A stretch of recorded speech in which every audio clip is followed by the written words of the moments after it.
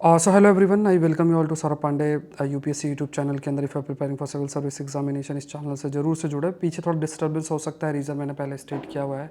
22 तारीख तक थोड़ा सा इशू रहेगा। Let's discuss food and agriculture organisation on aquaculture. ये ज्योग्राफी का टॉपिक है। इंडियन कैरिकॉम आईआर का टॉपिक, इस पर और भी काफ़ी सारे आर्टिकल आएंगे। Access to nutrition initiative report है। इसमें जनरली प्रीलिम्स के प्रश्न बन सकते हैं और ऐसे प्रश्न बन सकते हैं ज्योग्राफी एनवायरनमेंट से related. PM Vidya Lakshmi scheme पहले भी डिस्कस किया। UNICEF state on world children 2024 report की इनसाइट है, वो डिस्कस करेंगे। रिपोर्ट्स हमें पता होना चाहिए। फिर मेंस का क्वेश्चन है, मेंस का क्वेश्चन आज मैं ऐड नहीं कर पाया। आपको अपने आंसर सेंड करना है, जो अगर आपने पहले लिखा है तो Saurabh Pandey UPSC Telegram channel पे, और या फिर कोई क्वेरी तो इस नंबर पर आप रीच कर सकते हैं। आकलन सीरीज़ का जरूर से हिस्सा बनना है। 1 ईयर की वैलिडिटी है, जिसमें आपके 200+ क्वेश्चंस आपके करेक्ट होंगे, प्लस मतलब उसका इवेलुएशन होगा। 5 1-to-1 सेशन है, 10 फुल लेंथ टेस्ट और 5 ऐसा है। तो कंप्लीट आंसर राइटिंग सॉल्यूशन है आपके लिए, तो ज़रूर से ज़रूर इसका हिस्सा बनना है। लिंक डिस्क्रिप्शन बॉक्स में है, इंग्लिश और हिंदी दोनों में है ज्वाइन करने के लिए। और दूसरे कोर्सेज काफ़ी सारे हैं, आप देख सकते हो। और आपको सौरभ पांडे UPSC.com वेबसाइट पे जाना है और आप ज्वाइन कर सकते हैं। तो ये काफ़ी सारे कोर्सेस हैं, ऑल कोर्सेस में क्लिक करके ज्वाइन कर सकते हैं। Let's start with the first topic. Food and agriculture organisation के ऊपर है, on aquaculture. Aquaculture mainly you can understand, जैसे मान लो पॉन्ड्स हैं या समुद्र है, उसमें जो जीव हैं उनको, उनमें लाइक जो एक एग्रीकल्चर एक्टिविटी परफॉर्म होती है। जैसे मान लो if you are fish rearing अगर हम कर रहे हैं, so that is going to be a part of an aquaculture. एक और पॉइंट है कि आप में से कल मैंने कमेंट रीड किया कि सर पीडीएफ आप थोड़ा सा पॉइंट्स रीड करते हो। तो अब ये देखो, पीडीएफ बनाने का भी एक रीज़न को आपको समझना है कि जो पीडीएफ है, पीडीएफ इसलिए इस टाइप से बनाया जा रहा है जिससे कि आपके लिए चीज़ें आसान हो। तो वो जो भी डिस्कशन होगा वो ऑफ द टॉपिक ना होकर जो पीडीएफ में पॉइंट्स लिखे हैं उसी के कंटेक्स्ट में होगा। So food and agriculture organisation की बात करें तो ये क्या है, it is providing technical assistance to combat climate change, जो कि जिसका अफेक्ट आपका एक्वाकल्चर और फिशिंग कम्युनिटी पे पड़ सकता है। जैसे आप इमेजिन करो कि सपोज़ ये आपका भारत है और अगल बगल का एरिया है, एक्वाकल्चर अगर हम परफॉर्म कर रहे हैं, तो क्लाइमेट चेंज की वजह से बहुत सारे डेवलपमेंट्स हो रहे हैं। बहुत सारे डेवलपमेंट्स का मतलब मान लो वाटर के टेम्परेचर में बदलाव देखने को मिल रहा है। Eight the same point of time जो फाइटोप्लैंक्टन्स है, जिनको खा के मछलियाँ रहती हैं, छोटे छोटे जो पौधे टाइप होते हैं, तो उनका जो ग्रोथ है वो अफेक्ट हो रहा है। तो पूरा जो मैराइन इकोलॉजी है that is affected, and because of that fishing will also भी अफेक्टेड, या फिशेस विल ऑल्सो भी अफेक्टेड। तो अगर फिशेस अफेक्टेड होंगे तो डिपेंडेंट जो फिशिंग कम्युनिटी उन पर निर्भर है, दे विल ऑल्सो भी अफेक्टेड। तो यहाँ पे हाईलाइट किया गया है कि इवन द क्लाइमेट चेंज, इससे ओशन की productivity is also going to be affected. मतलब इवन जो फाइटोप्लैंक्टन्स छोटे जीव हैं, they are also going to be affected, क्योंकि जो प्रोसेस ऑफ फोटोसिंथेसिस है दैट इज ऑल्सो, वो भी आपका अफेक्ट होगा। At the same point of time जो प्रोसेस ऑफ फोटोसिंथेसिस है वो तो अफेक्ट होगा। At the same point of time जो ग्रोथ है फाइटोप्लैंक्टन्स की, वो भी अफेक्ट होगी। तो ओवरऑल ओशन प्रोडक्टिविटी अगर अफेक्ट होगी तो जो फिशिंग है, फिशेस हैं, दे विल ऑल्सो भी इम्पैक्टेड। और इसका जैसे अगर सिंपल सी चीज़ की जाए तो like if you create a small diagram, तो जो क्लाइमेट चेंज है, that climate change is basically going to affect the fishes आपकी अगर अफेक्ट है, why they will be affected, because phytoplanktons जिन पर ये फिशेस निर्भर करती हैं, दे विल बी अफेक्टेड। ये एक चीज़ रहेगी। दूसरा आपका ये भी है कि पूरा का पूरा जो मैराइन इकोलॉजी है, that is going to be affected. Marine ecology है वो भी आपकी अफेक्टेड होगी। तो यहाँ पे क्लाइमेट हो गया, इससे फिशेस अफेक्ट हो रही हैं। अगर फिशेस पर निर्भर जो फिशिंग कम्युनिटी है, they are also going to be affected. और जो पूरी समुद्र पर बेस्ड इकोनॉमी है, जिसे हम ब्लू इकोनॉमी बोलते हैं, that is also going to be affected. क्योंकि अगर पानी है, पानी में अगर कुछ चेंजेस आ रहे हैं, बदलाव आ रहे हैं, या फिर जो मैराइन इकोलॉजी है उस पर बदलाव आ रहे हैं, तो overall it is going to impact everything जो उस पर आपका निर्भर करता है। तो इसलिए कहा गया कि हमें क्या है, कुछ कदम उठाने पड़ेंगे। जो स्मॉल इंडस्ट्रीज, माइक्रो स्मॉल जो मीडियम एंटरप्राइजेज है, जिन पर ब्लू इकोनॉमी निर्भर है, we have to focus on that. हमें कुछ कदम जो है उठाना पड़ेगा, ये कहा जा रहा है। जो डायरेक्टर है फूड एंड एग्रीकल्चर ऑर्गेनाइजेशन है, वो कहा गया। और नई जो चेंजिंग फिशिंग वैरायटीज़ हैं उनको देखना पड़ेगा, क्योंकि फिशेस भी अपने आप को अडाप्ट कर रहे हैं। नई फिश वैरायटीज़ को हमें मार्केट करना पड़ेगा। कंज्यूमर जो ऑप्शंस है उसको डाइवर्सिफाई जो है वो आपका करना पड़ेगा। सो एक्वाकल्चर को कहा गया it's a fastest growing food production system general sense में देखा जाए, क्योंकि देखो जो सी फूड है उसका डिमांड बहुत अधिक है। आपने कई सारे वीडियोस भी देखे होंगे कि सी फूड का डिमांड बहुत हाई है, और अगर सी फूड का डिमांड इतना हाई है तो we can also state this point कि जो फूड प्रोडक्शन सिस्टम है because of the climate change अगर वो अफेक्ट होगा ओवरऑल, तो जो कि मैराइन इकोलॉजी पर निर्भर भी करता है, समुद्र पर निर्भर करता है, या वी कैन से जैसे रिवर है या पॉन्ड्स हैं, इसमें जो फिश रेयरिंग आपकी की जाती है, अगर वो अफेक्ट होता है। एक छोटा सा एग्जांपल मैं आपको देता हूँ। अगर अभी एग्जांपल की अगर बात की जाए, कुछ समय पहले like I have discussed also, तो उसमें जैसे साउथ अमेरिका की अगर बात करें तो उसमें कुछ ऐसी रिवर्स, आई थिंक मडीरा करके रिवर है, और भी कुछ रिवर्स है जिसके एग्जांपल्स हमने डिस्कस किए थे कि रिवर्स में पानी ही नहीं बरसा, पूरा सूख गया। अगर पानी ही नहीं बरसा, वो पूरा सूख गया, तो आप इमेजिन करो इज़ इट पॉसिबल कि उसमें फिशेस प्रेजेंट होंगे। तो यही पानी समुद्र में जाता है, और इवन बहुत सारी ऐसी जगह हैं जो पूरा का पूरा चेंजेस मैराइन इकोलॉजी, समुद्र की इकोलॉजी में भी हो रहा है। तो अपने आप ही जो प्रोडक्शन है फिशेस का रिड्यूस होगा, और जो फूड प्रोडक्शन सिस्टम आपका एक्वाकल्चर बेस्ड है that is also going to be affected. तो ये कुछ पॉइंट्स हैं कि हमें एक सेपरेट पॉलिसी लेकर आना पड़ेगा। वी हैव टू सी कि हम कैसे किस तरीके से इस पे जो चेंजेस हो रहे हैं उसके प्रति जागरूक हो सके, प्लस जो भी कदम उठाने की ज़रूरत है दैट ऑल्सो वी कंसीडर। ये थोड़े से पॉइंट्स जो है कंसीडर करना, देखना है। इंडिया और कैरिकॉम की बात करें तो कैरिकॉम पहले देख लेते हैं क्या है। कैरिकॉम क्या है? ये कैरेबियन कम्युनिटी है। कैरेबियन आइलैंड्स है ना, अगर आप साउथ अमेरिका और नॉर्थ अमेरिका इधर आपस में जुड़े, अगर आसपास जो कैरेबियन सी है वहीं पे कई सारे स्मॉल आइलैंड है, तो कैरेबियन कम्युनिटी बोलते हैं। ये 1973 में है, और इसका आर्थिक इंटीग्रेशन, कोऑपरेशन इसको प्रमोट करने के लिए है। ऑर्गेनाइजेशन का फोकस है कि व्यापार है, आर्थिक डेवलपमेंट है, और फॉरेन पॉलिसी में जो कोऑर्डिनेशन है वो देखना। इसमें 15 देश हैं, 15 देश आप देख सकते हो, 20 कंट्रीज, इसमें 15 एक्चुअल मेंबर्स हैं और 5 आई थिंक इसमें एसोसिएट मेंबर्स हैं। तो नाम याद रखना है, इसके थोड़ा सा मैपिंग भी आप देख लेना। तो एंटीगुआ, बरबुडा, बहामस है, बारबाडोस है, बेलीज है, डोमिनिका है, जमैका है, ग्रेनेडा है, गुआना, हैती है, मॉन्सेराट है, सेंट किटीज़ है, नेविस है, सेंट विंसेंट है, ग्रेनाडिनेस है, सेंट लूसिया है, सरनेम है, ट्रिनाड एंड टोबैको है। ये सारे देश जो है आपके इंक्लूडेड है। 15th मेंबर्स आपके, तो इस पर पूछा जा सकता है कि 15th मेंबर आपके 15 मेंबर कौन से, इनमें से कौन से कैरिकॉम का, ऐसा क्योंकि इंडियन प्राइम मिनिस्टर ने इसको विजिट किया है। अब इसमें जो ये संस्था है, ये कई सारे लेवल पे काम करना, जैसे हेल्थ, एजुकेशन, एनवायरनमेंट, ये सारी जगह पे अपना जो डेवलपमेंट है या फिर काम करना।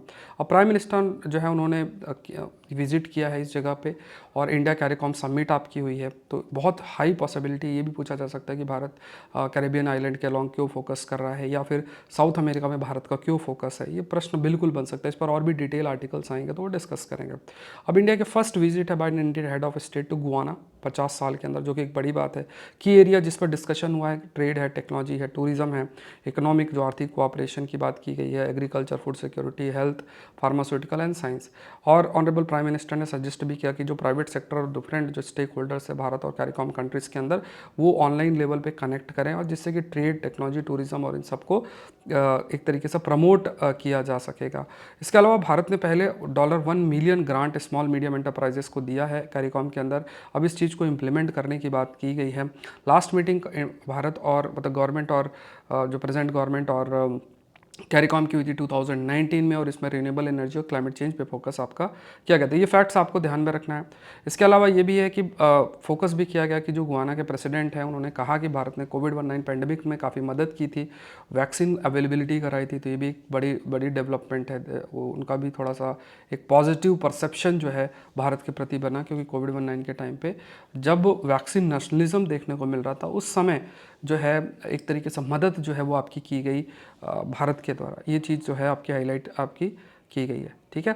तो ये पॉइंट्स आपको ध्यान में रखना है। ज़्यादातर जो देश है कैरिकॉम के स्मॉल आइलैंड स्टेट है, छोटे स्मॉल आइलैंड डेवलपिंग स्टेट्स हैं। कई सारी चीज़ें उन्हें फेस करनी पड़ रही हैं, एक्सट्रीम वेदर फेनोमेना। तो स्पेस टेक्नोलॉजी के माध्यम से हम उनकी मदद कर सकते हैं, जैसे वहाँ पे drought, flood, hurricanes, forest fire जैसी प्रॉब्लम्स उनको फेस करना पड़ता है।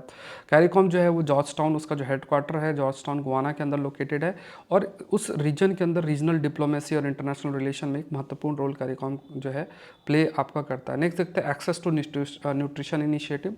ये जो रिपोर्ट है by the access to nutrition initiative, इसने कुछ चीज़ें हाईलाइट की है कि जो फूड हेल्दीनेस है देशों के बीच में आपका वेरी करता है। जैसे कुछ हाई इनकम कंट्रीज़ हैं, आपकी लो एंड मिडिल इनकम कंट्रीज़ हैं, तो इसमें जो फूड बेवरेज है लाइक उनका एक अप्रोच है। जैसे मान लो कि अगर कंपनीज सेम फूड प्रोडक्ट को प्रोड्यूस कर रही हैं, ख़ास तौर से अगर लाइक स्मॉल आइलैंड कंट्रीज़ या जो लो और मिडिल इनकम कंट्रीज़ हैं वहाँ प्रोड्यूस कर रही हैं, तो प्रोडक्ट की क्वालिटी कम रखेंगी। हाई इनकम कंट्रीज़ में उसको ज़्यादा रखेंगी। तो ये बहुत इंपॉर्टेंट है फूड लेबलिंग अच्छे तरीके से करना, और ये जो प्रोडक्ट है उसकी क्वालिटी मेंटेन करके रखना।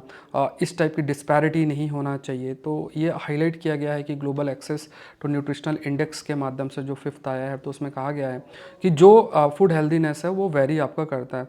तो यहाँ पे बहुत सारी जो फूड और बेवरेज मैन्युफैक्चरर्स हैं उसको इवेलुएट किया गया है। रिपोर्ट के अकॉर्डिंग अगर देखा जाए तो लगभग 52,414 जो प्रोडक्ट है मेजर ब्रांड के अलग अलग कंपनीज़ के, उसको देखा गया है।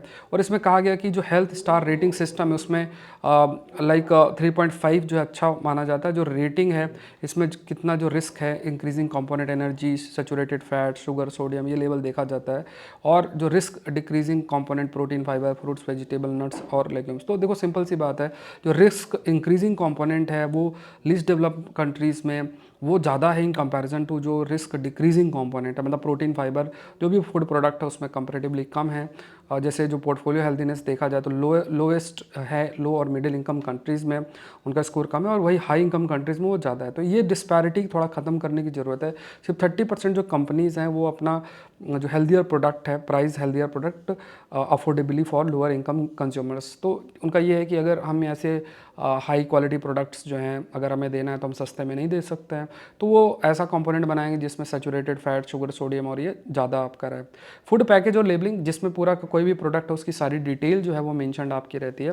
तो इंडिया पार्टिसिपेंट है वर्ल्ड हेल्थ असेंबली रिजोल्यूशन का, और इसमें कैसे बच्चों को प्रोटेक्ट किया जाए हार्मफुल फूड मार्केटिंग से, इस पर फोकस किया गया। जैसे कई सारे ऐसे प्रोडक्ट हैं जिनको कहा जाता है कि दूध में डालने से उसका बच्चे का हाइट बढ़ता है, और देखा गया कि उसका जो हेल्थ में काफ़ी सारे नेगेटिव इम्पैक्ट है। तो इस चीज़ को रोका जाए। भारत भी इस चीज़ को like world health assembly resolution में इंडिया भी इसका हिस्सा है। इन 2017 में इंडिया ने इनिशिएट किया national multi sectoral action plan for prevention and control of common NCDs to address जो नॉन कम्युनिकेबल डिजीज़ है, मतलब लाइफस्टाइल डिजीज़ है। कई डिजीज़ होते हैं जो कि आपके वी कैन से कई ऐसे डिजीज़ आपके जो होते हैं basically if you talk about such disease, तो कुछ डिजीज़ तो वायरस बैक्टीरिया की वजह से होते हैं, कुछ आपकी लाइफस्टाइल जो हम खाना पीन रखते हैं उसकी वजह से होता है। सो इस चीज़ को भारत ने हाईलाइट भी किया 2017 के अंदर। National multi sectoral action plan भी लेकर आया गया कि कैसे हम जो नॉन कम्युनिकेबल डिजीज़ के को प्रिवेंट कर सकते हैं। जो ये एक्शन प्लान इसके लिए लेकर आ गया। फिर उसमें जो फ्रंट ऑफ पैकेज लेबलिंग आपकी की गई has been minimal despite ongoing advocacy from activist. तो यहाँ पे जैसे हमें इंप्रूव करना है, जैसे कितना लेवल का शुगर, फैट, सोडियम कंटेंट है उसको प्रॉपर अच्छे तरीके से लेबल करना। ऑल दो ये अवेयरनेस जनरेट भी करना है कि लोग उस लेबल को पढ़ें और उसके अकॉर्डिंग फूड प्रोडक्ट को बाय करें, बट ये थोड़ा सा कमी है इसमें।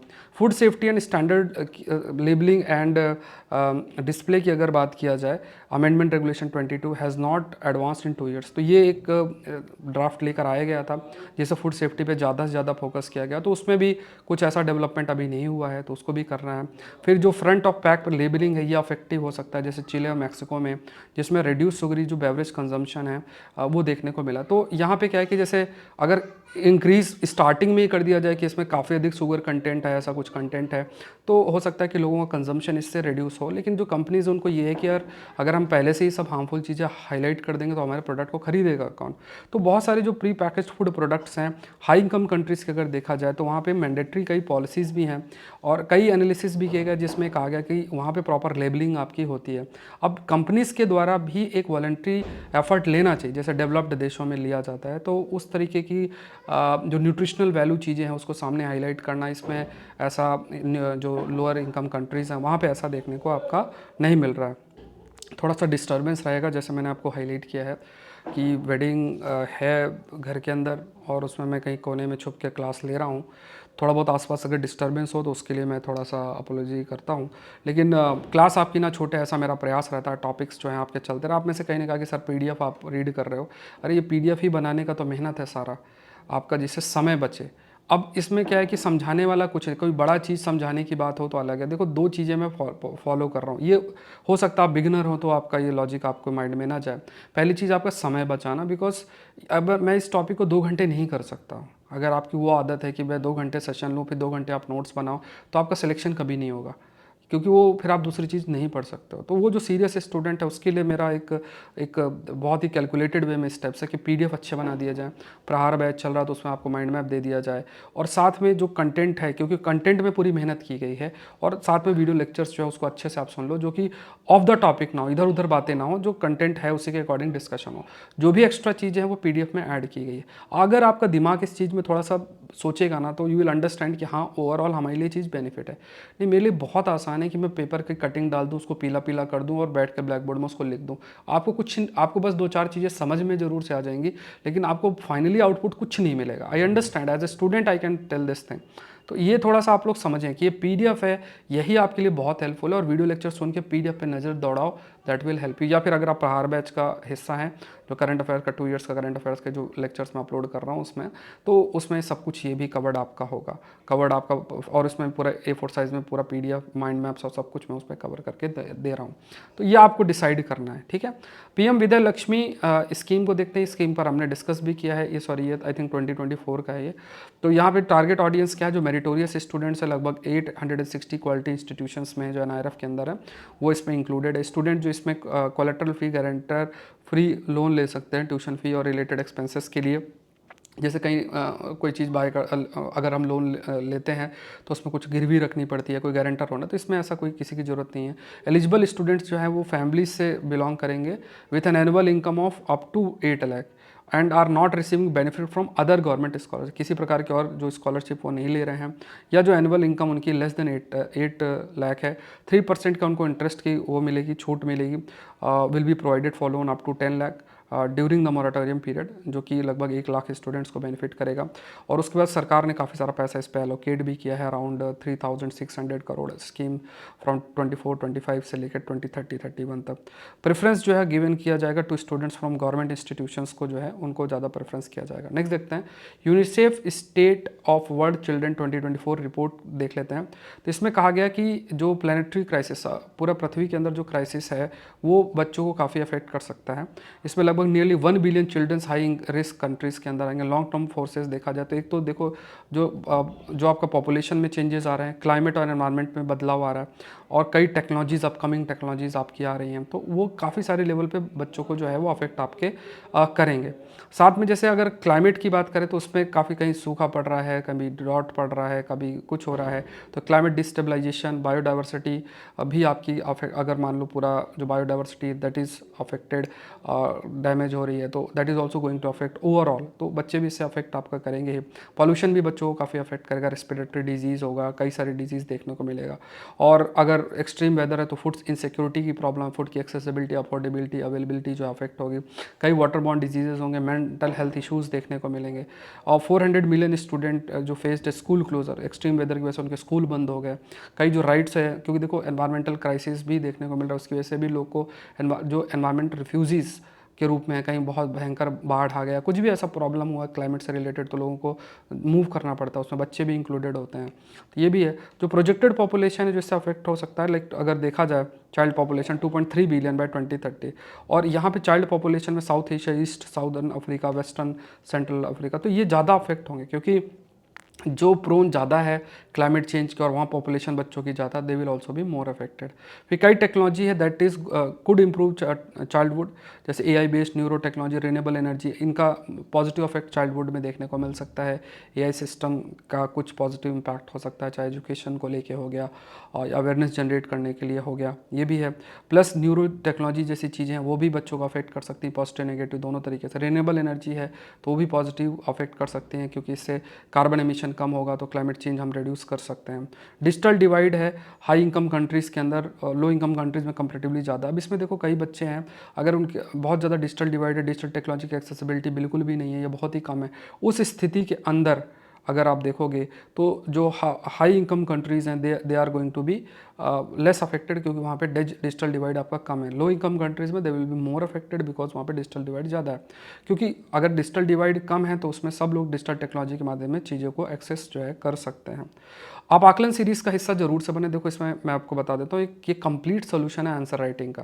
तो इसमें आपको 200 प्लस आंसर्स आपके उसका इवेल्युएशन होगा, 5 1-to-1 सेशन आप मेरे साथ कर सकते हैं, 10 फुल लेंथ टेस्ट होंगे, 5 ऐसे होंगे। ठीक है, इसका 8000 का अराउंड प्राइजेज है और आप इसका हिस्सा बन सकते हैं। इंग्लिश और हिंदी दोनों में आपका अवेलेबल है, ये चीज़ आपको ध्यान में रखनी है। और नंबर मैंने आपको दे रखा है, अगर कोई ऑफर एक्टिव होगा तो उसका आप बेनिफिट उठा सकते हैं। इसका हिस्सा अगर आप 25-26 की तैयारी कर रहे हैं तो ज़रूर से ज़रूर आपको बनना है। साथ में एग्रीकल्चर ऑप्शनल भी है, ऐसे राइटिंग भी है, इथिक्स का कोर्स भी है, सोसाइटी वाला भी कोर्स भी है, सोसाइटी वाला साइबर सिक्योरिटी वाला कोर्स है। ये टेस्ट सीरीज़ चल रही है, बहुत अल्टीमेट टेस्ट सीरीज़ है, इसको ध्यान में रखें। इसमें 1000 प्लस पेजेस के मैं आपको नोट्स भी दे रहा हूँ। ज्वाइन करने के लिए इन सारे कोर्सेज के लिए saurabh-pandey-upsc.com पे जाके ऑल कोर्सेज पे क्लिक जो है आपको करना है। कोई क्वेरी है तो इस नंबर पर आपको मैसेज जो है वो करना है। अब डाउनलोड करो सौरभ पांडे CSE ऐप को, ये टेलीग्राम चैनल है जहाँ से आप अपना जो PDF है उसको डाउनलोड कर सकते हैं। तो आज के लिए इतना ही है। आई होप ये सेशन आपके लिए हेल्पफुल रहा होगा। कोशिश करो रेगुलर आप पढ़ाई करते रहो। और मैंने फिर इस चीज़ को आपको बहुत बार हाईलाइट किया और फिर आपसे यही कहना चाहूँगा कि जो कंटेंट दिया जा रहा है, वीडियो लेक्चर है, उसको प्लीज़ सुनो। बहुत ज़्यादा मतलब आप ये मत सोचो कि सर 3 घंटे का लेक्चर लीजिए, 2 घंटे का लेक्चर लीजिए, या आप में से जैसे आपने कमेंट किया सर PDF आप रीड करो। ये PDF मैंने बनाया इसीलिए है कि उससे कंटेंट जो है PDF और वीडियो लेक्चर का एक कनेक्शन बन सके। ये कंटेंट आप देखोगे ये लाइनें न्यूज़पेपर से नहीं है, तो ये जो PDFs आपके लिए बन रहे हैं तो कंटेंट को रीशेप करके अच्छे तरीके से और फिर आपको प्रोवाइड करना और आपको पैरेलली वीडियो लेक्चर्स को देखना है। तो ऐसा नहीं है कि अगर मैंने कहा है कि अगर सपोज़ करो न्यूज़पेपर और उसमें पीला पीला करके और थोड़ा लिख दिया, फिर लिख लिख के आपको बोल रहा हूँ, तो उस पर आपको ओवरऑल बेनिफिट नहीं होगा। This PDF is going to help you, और इसको अगर आप ध्यान से वीडियो लेक्चर सुनोगे दैट विल हेल्प यू। ये चीज़ें हैं, ठीक है। तो क्लासेस चल रही हैं, बहुत ज़्यादा बिजी शेड्यूल और बहुत इश्यूज़ आने के बावजूद भी मैंने क्लासेस आपकी नहीं छोड़ी हैं, और इसके लिए आई एम वेरी होपफुल कि आप चैनल को भी ज़रूर से सपोर्ट करेंगे। मिलता है नेक्स्ट सेशन में। Thank you everyone, thank you.